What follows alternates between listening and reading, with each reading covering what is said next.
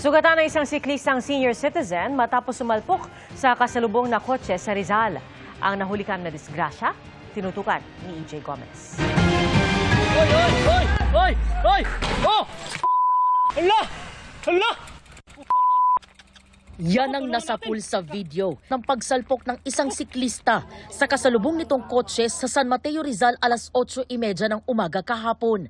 Nakunan din sa dashcam ng kotse ang aktwal na pagsalpok.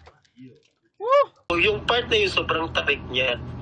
So hindi, nung packet ako, nakita ko yung kalsada na wala nang kasalubong. So nagulat na lang ako na biglang may bumulusok sa akin pababa.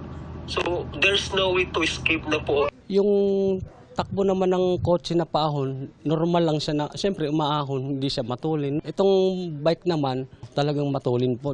Nabasag ang salamin at nayupi at nagasgas ang pintuan ng driver's seat.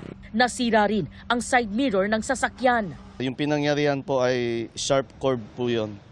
Napakadelikado, kinukonsider namin siya na accident prone. Binigyan ng first aid ang 63 anyos na biker na residente ng Quezon City. Ayon sa pulisya, nakalabas na ng ospital ang siklista at patuloy na nagpapagaling.